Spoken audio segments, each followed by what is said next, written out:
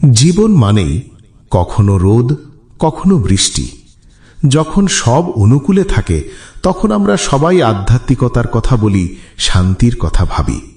কিন্তু যেই জীবনের আকাশে কালো মেঘ ঘনিয়ে আসে, কোনো প্রতিকূল পরিস্থিতি আমাদের ওপর আছড়ে পড়ে, তখনই শুরু হয় আমাদের আসল পরীক্ষা।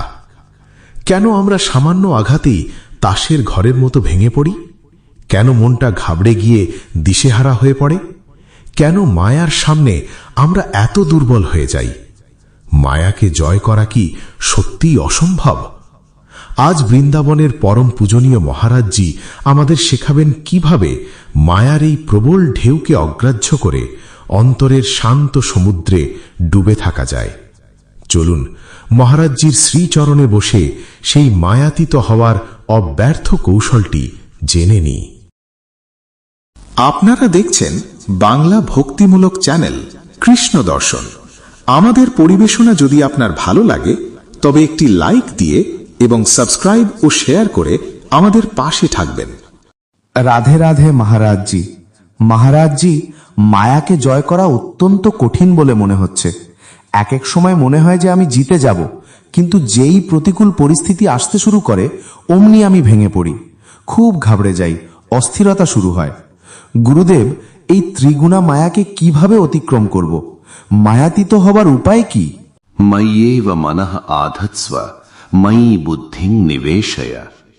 আমার মধ্যে মনকে অর্পণ করো, আমার মধ্যেই বুদ্ধিকে নিবিষ্ট করো। ভগবান বলছেন, দৈবী হিয়েষা গুণময়ী মম মায়া দুরত্যয়া মামেব ইয়ে প্রপদ্যন্তে মায়ামেতাং তরন্তিতে। এই যে দৈবী ত্রিগুণময়ী মায়া, একে পার হওয়া অত্যন্ত কঠিন কথা স্বয়ং ভগবান বলছেন। যদি তুমি এই মায়ার ওপারে যেতে চাও তবে তোমাকে আমার চরণের শরণাগত হতে হবে। ভগবানের শরণাগত হয়ে গীতা পাঠ করো, শ্রীমদ্ ভাগবত পাঠ করো, সন্তদের সৎসঙ্গ করো এবং নিরন্তর নাম জপ করো। জীবনে যখন সুখ বা দুঃখ আসবে তখন সেটাকে ভগবানের কৃপা ও প্রসাদ মনে করে অনুভব করো এবং তা সহ্য করে নাও। দেখবে তুমি পার পেয়ে যাবে। যদি তোমার চিত্ত ভগবানের সাথে যুক্ত থাকে তবে আমি সত্যি বলছি, দুনিয়ার কোনো দুঃখই তোমাকে পরাজিত করতে পারবে না। আর যদি চিত্ত ভগবানের সাথে যুক্ত না থাকে তবে দুনিয়ার কোনো সুখই তোমাকে শান্তি দিতে পারবে না।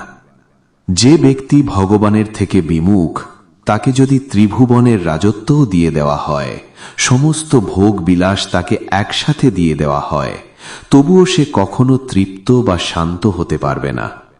অন্যদিকে যে ভগবানের শরণাগত, যে নিরন্তর ভগবানের চিন্তায় মগ্ন, তাকে যদি দুনিয়ার সমস্ত দুঃখ একসাথে দেওয়া হয় তবুও সে শান্ত থাকবে, কারণ আনন্দের সমুদ্র স্বয়ং ভগবান তার হৃদয় অবস্থান করে তাকে সেই সামর্থ্য দেন যার ফলে সে সব দুঃখ ভুলে যেতে পারে।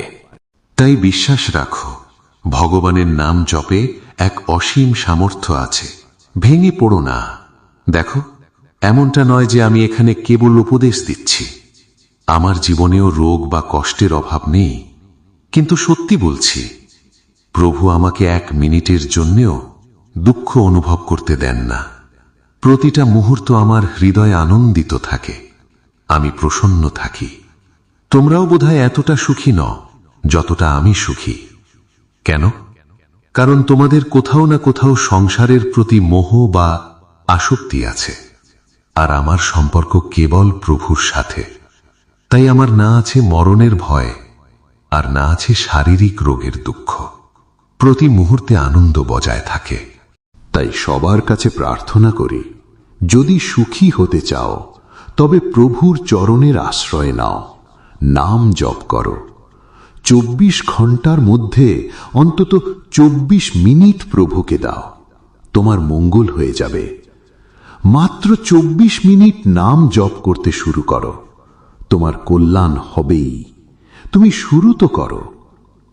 এখন তুমি যদি মদ পান করো, মাংস খাও, নোংরা আচরণ করো, তবে তোমার দুর্গতি হবেই, তোমার অশান্তি বাড়বে।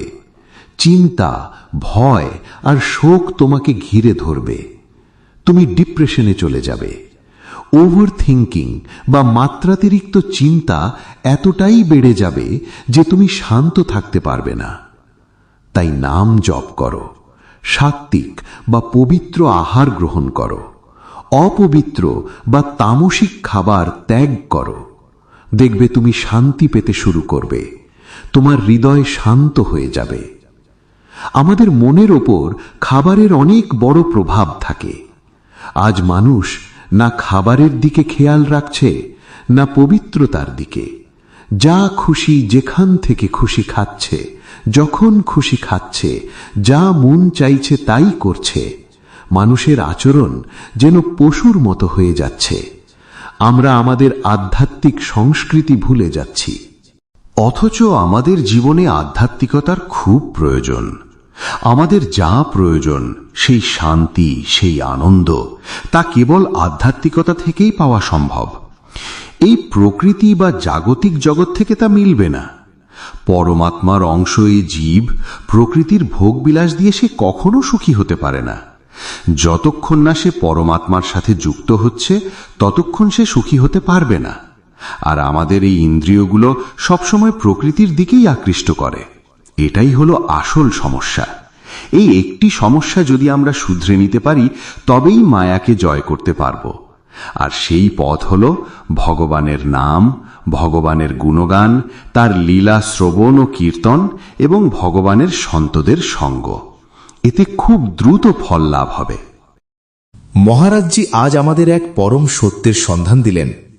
প্রতিকূল পরিস্থিতিতে আমাদের ঘাবড়ে যাওয়ার আসল কারণ হল আমাদের শেকড় ভগবানের সাথে যুক্ত নেই, বরং সংসারের এই পরিবর্তনশীল বিষয়ের সাথে আটকে আছে। মহারাজজি তার নিজের জীবনের শারীরিক প্রতিকূলতার উদাহরণ টেনে চোখে আঙুল দিয়ে দেখিয়ে দিলেন যে রোগ বা বাহ্যিক কষ্ট কোনো মানুষকে অসুখী করতে পারে না, যদি তার অন্তরে শ্রী হরির নাম থাকে। আসুন আজ থেকেই মহারাজজির সেই 24 মিনিটের সূত্র পালন করি। সারাদিনে অন্তত 24 মিনিট সব চিন্তা ছেড়ে তার নাম জপ করি এবং নিজের আহার ও আচরণকে শুদ্ধ করি। জানি পরিস্থিতি আমাদের হাতে নেই, কিন্তু পরিস্থিতির মোকাবিলা করার শক্তিটি আমাদের হাতেই আছে, আর তা হল নাম জপ। মনে রাখবেন, মায়া আপনাকে ভয় দেখাবে, কিন্তু আপনি যদি প্রভুর আঁচল ধরে থাকেন, তবে কোনো ঝড়ই আপনাকে টলাতে পারবে না। ভালো থাকবেন, সুস্থ থাকবেন। রাধে রাধে।